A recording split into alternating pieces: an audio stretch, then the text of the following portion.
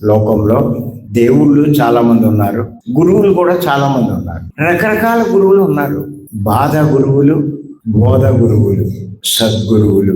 ఈ బాధ గురువులు ఆ శిష్యులకు నచ్చినట్టు చెబుతారు, వారి కోరికలకు అనుగుణంగా బోధిస్తారు. ఆ గురువు దగ్గరికి వెళ్ళినప్పుడు ఎవరైనా వారి సమస్యల గురించి చెప్తారు, అందులోంచి బయటపడేటట్టు చేయమంటారు. మరి గురువు స్థాయికి ఎదగాలి అంటే తెలివైన మాటలు చెప్పగలగాలి. తన మాటలతో వారిని ఆకట్టుకుంటూ ఉంటారు. ఆ శిష్యుల్లోని బలహీనతని వీరు లాభానికి మార్చుకుంటారు. ఇంకేంటంటే జ్ఞానం లేని శిష్యుడు అంతా గురువు వల్లే జరిగింది అనుకుంటాడు. అలా ఆ గురువును ఆశ్రయించినప్పుడు వారికి ఏదైనా మేలు జరిగినా, లాభం కలిగినా, అనుకున్నదైనా వారిని గుడ్డిగా నమ్ముతాడు. ఒక రకంగా వారికి దాసోహం అయిపోతాడు. లక్షలు కూడా గురువుకి సమర్పించుకుంటాడు. వారికి జ్ఞానం ఏమీ ఉండదు, సృష్టి నియమాలు తెలియవు, సృష్టిలో ఉన్నటువంటి కర్మ సిద్ధాంతం తెలియదు. కష్టాలన్నవి గతంలో తాను చేసుకున్న కర్మల్ని బట్టి వస్తాయని, అందులోంచి బయటపడాలి అంటే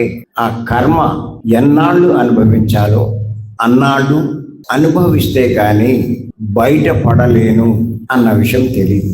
అలా ఆ గురువుల్ని మారుస్తున్నప్పుడు అక్కడ పని జరగలేదని ఇంకొకరి దగ్గరికి, అక్కడ పని జరగలేదు ఇంకొకరి దగ్గరికి మారుతూ ఉన్నప్పుడు ఒకరి దగ్గర ఆ జబ్బు నయమవుతుంది. ఇంకా వాడు పాదాక్రాంతుడు అయిపోతాడు ఆ గురువు.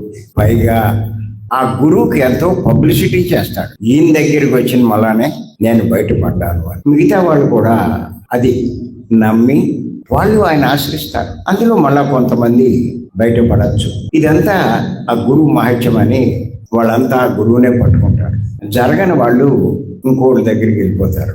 ఆ ఉన్న వాళ్ళే భజన చేస్తూ ఉంటారు ఆ గురువు.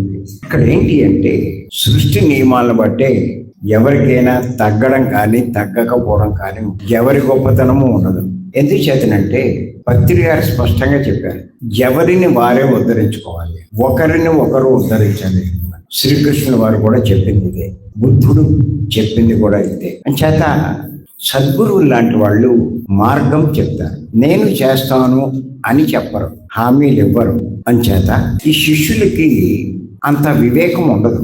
అసలు వీడికి ఆ కష్టం ఎందుకు వచ్చింది, ఆ రోగం ఎందుకు వచ్చింది, ఆ పెళ్లి ఎందుకు కాలేదు, ఈ ఆర్థిక ఇబ్బందులు ఎందుకు వస్తున్నాయి అన్న దానికి కారణం తెలియదు. కాస్త జ్ఞానం సంపాదించుకుంటే ఎవరి జీవితంలో ఏ కష్టం వచ్చినా గతంలో చేసుకున్న కర్మ ఫలితమే అన్నది తెలుస్తుంది.